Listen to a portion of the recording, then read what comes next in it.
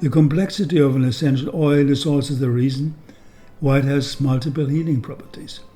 Peppermint oil, unadulterated, helps simultaneously against nervous, hepatic, circulatory, immunitary, intestinal, dermic, and psychological disorders. And lavender oil, according to Pierre Franchomme, pioneer in the field of medical aromatherapy, is used effectively against nervous tensions, spasms, insomnia, anxieties, dermatosis, allergies, skin ulcers, infected wounds, burns, disturbances of the heart rhythm, inflammatory processes, hypertension, muscular pain, and other problems. The same scientists have compared in several of their publications the unity of what they call the eubiotic approach of medical aromatherapy versus the allopathic approach. They have pointed out the complex action of an aromatic molecule on the germ, the milieu, and the immunitary system simultaneously versus the extremely limited antibacterial properties of chemical therapies, with their numerous unwanted side effects. Antibiotics should be used only if it is unavoidable. Such was the summary of the International Congress on Chemotherapy, which took place already more than 40 years ago in Naples, in Italy. Are our physicians aware of it? Do they know that essential oils have properties far more powerful and more life-supporting than any antibiotic medicine? Today's major killers of people in the Western Hemisphere are heart attack and cancer. We should not expect any breakthrough in the near future with regards to treatments of these problems if we continue to base ourselves on chemical therapies or surgery. On the other hand, knowledge of aromatic molecules associated with dietary changes and stress management will help us substantially in defeating these devastating enemies of human health. Therefore, the new medicine is also about lifestyle, personal growth, spirituality, and not just about replacing some pills or drops by something more natural. There is no ailment without its herb to cure it.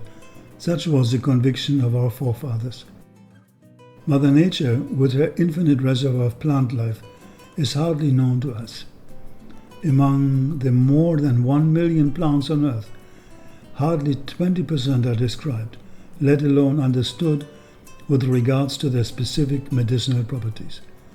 Only in recent decades, tentatively, have we recurred to the medicinal knowledge of indigenous tribes and to our own heritage of folk medicine. But what happens then? The scientists, paid by the pharma industry, grab some of the miracle plants, run expensive analysis in their labs over years, and come up with some finding of an active principle, which they try to isolate and then synthesize, not without the idea that only what you create yourself can be patented and will yield the desired profit, of course. Natural medicine cannot be patented. Allopathic medicine can.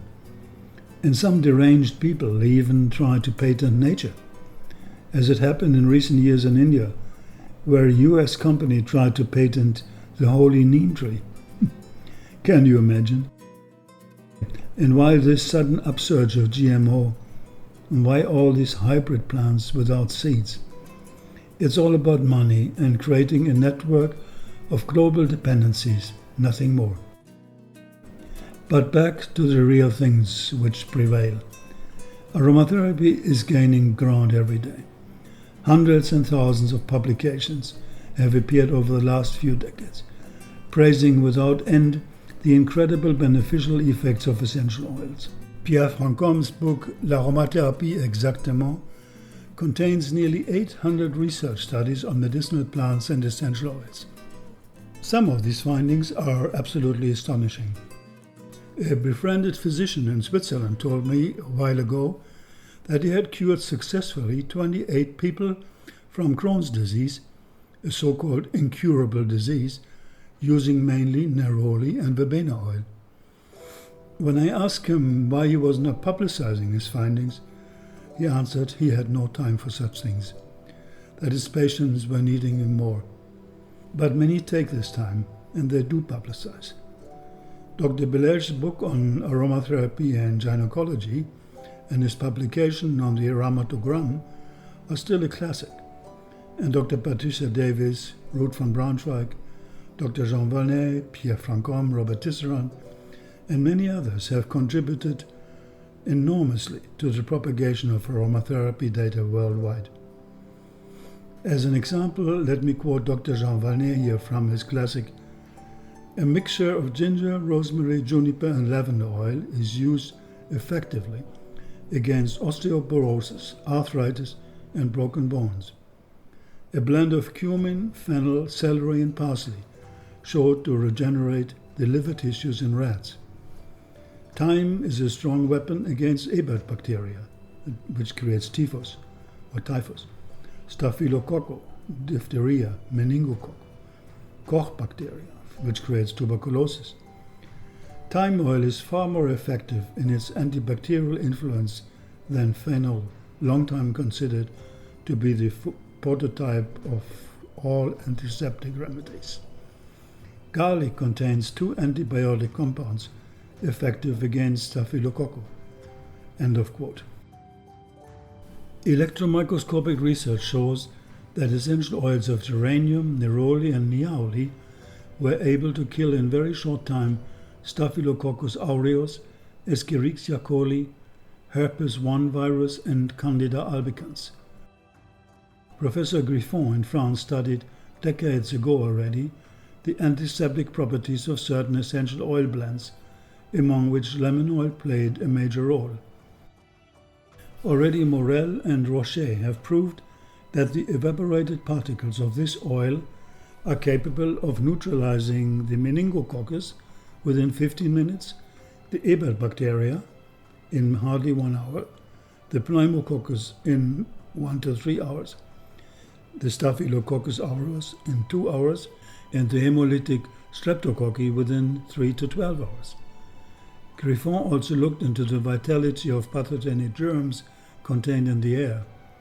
His blend of essential oils containing fir oil, peppermint, lavender, rosemary, clovebud, and cinnamon oil was evaporated at 15 centimeters over the floor, where the pollution with germs is much higher than at nose level. The analysis without evaporation using petri dishes showed after 24 hours the presence of 210 stems of bacteria or fungi containing, among many others, large amounts of mold and of staphylococci. Within half an hour of evaporation of the essential oil blend, out of these 210 stems, only 4 had survived. Knowing this, I recommend to the frequent travelers to always travel with a diffuser of essential oils and a good quantity of fine-smelling antiseptic essential oils. The carpets in hotel rooms are highly polluted with germs. Measurements have shown that up to 9 million pathogenic germs per square meter happily cohabitate with you in the nicely furnished hotel rooms. Well, often you may even smell them. And then your blend is not only antiseptic, but also helps you and your nose survive in a highly unhygienic environment. If at least the aromatic vacuum cleaner had already been invented to compensate the nuisance of carpets in public places. I do not know how many people today are aware of this one fact. We are experiencing a new era of natural medicine as an answer to the failures of modern allopathic approach and of modern lifestyle. It is the organic versus the non-organic, the holistic versus the isolative, the human versus the technochemical. This era leads us to new understandings of health, of environment, social ethics, nutrition, spirit, cosmos. In terms of health, we are entering the era of self-healing. That is one of the reasons why essential oils are having such an incredible success in the world of today. They are easy to use, easy to transport, pleasant in their appearance and odor, practical to give away and to share, and tremendously exciting to experience. And they have the capacity to awaken the shaman, the yogi in everybody of us. Nearly everybody today wants to know more about nature. Everybody has a feeling that there is so much to discover inside, outside. This is true science, which comes from the Latin word sire, meaning to know in total. So I dare to make another statement. The new scientists are the ones today who work in the laboratory of their own body-mind, trying to know by themselves.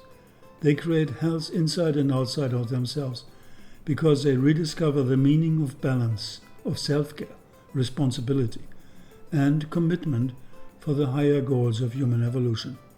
In short, they mean it to become free. And they respectfully use nature as a partner, not as an element to fight against and to subdue. In terms of health, they are very much aware that, apart from the already existing medical data, there's a lot more to add. Of course, it is good to know sometimes that lavender oil enhances alpha brain waves and rosemary beta waves, but this is more for the sake of proving some informations that the oils truly work. It is actually meant for the skeptics, who at first do not believe that simple nature does work, and so they need hard facts, machine data, so to say. But the best data come from experience. And that is what true medicine has always been. The cumulative data of experience of mankind, advancing in togetherness as if one single collective being, as Blaise Pascal, the famous mathematician and philosopher, once put it, quote, as if all the sequences of generations through the centuries could be looked upon as one human being who continues to live and always continues to learn. End of quote. So nothing is forgotten. Everything is rightly placed and okay. Even the failures are okay, because they are necessary for the next step of improvement. We might go astray here and there, but there's a flow, a peace, a harmony in all this. Aromatherapy today is not what it will be tomorrow. We are just scratching the surface. All the beautiful schools and associations of aromatherapy, the conferences, symposia, seminars, the magazines, the research data, publications, the Heilpraktikers in Germany, the doctors in Switzerland, the nurses in France, the managers in Japan, excited by the better performances of their secretaries and of their staff using essential oils in their offices, the housewife in the US preparing the bedroom for an exotic night with her husband, the massage therapist from our friend Yo Jun, a famous hot spring spa in Taiwan, the cosmeticians in Norway, the aroma missionary doctor in Provence, teaching his gospel of a new age global aromatherapy medicine. They're all just beginning. And so my last statement here is, we are just beginning to understand nature. There are millions of more secrets to uncover. This goes hand in hand with the progressive knowledge about our own inner nature. And this is how evolution works. Can you imagine our grandchildren may laugh when they hear about the approaches of natural medicine or aromatherapy today? But maybe they will just be wise and adore those who have started again to feel that pull from Mother Nature, feeling that nothing is unspiritual, nothing without its unique value in the long corridor of time. In this, also the errors and traumas of our modern world make sense and lose their stings.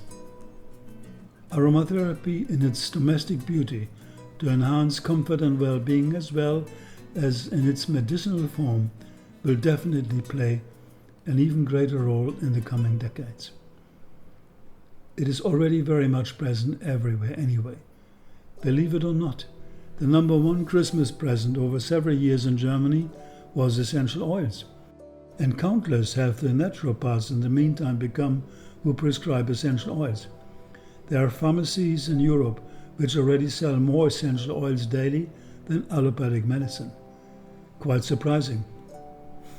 And we can imagine that we will be able, maybe soon, to pick up our own personal aroma diffuser at the hotel reception with a small bottle of natural essential oils. Numerous hospitals worldwide are already using essential oils for their antiseptic properties or for their comforting the patients. So do homes for the elderly generations, shopping malls for their customers, schools to enhance the learning capacity of kids, etc., etc. And we could also imagine that going to the doctor could mean one day first to go smell something really, really marvelous. Because we have to learn to understand that health has to do with nice odor, and every disease has its bad smell. And we do not want this around us, and definitely not at a place where we expect to be balanced and healed.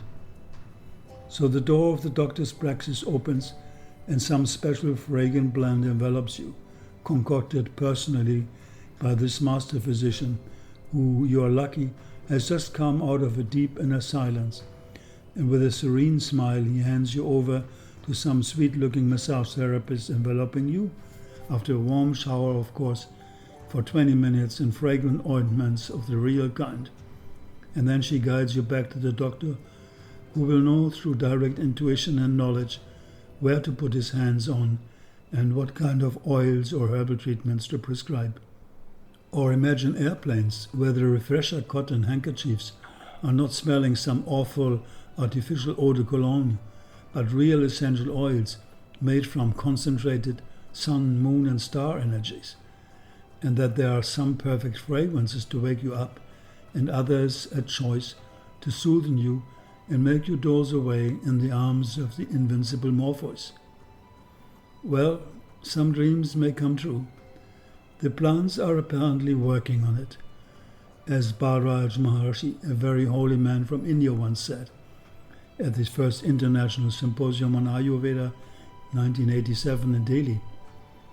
He said, "The plant devas recently invited me to a congress, and they told me that they are very much aware of the human problems and the precarious situation of humanity. And they said that they have decided to do more for us." End of quote. Such a wonderful message. So let us hope that the outer sun, which nourishes all plant life, will inspire everybody, including the doctors, to connect with our inner sun, the light of spirit within us, so that the outer and inner can merge in harmony for true freedom in the fullness of the divine, creating a new festival of living on our dear planet Earth.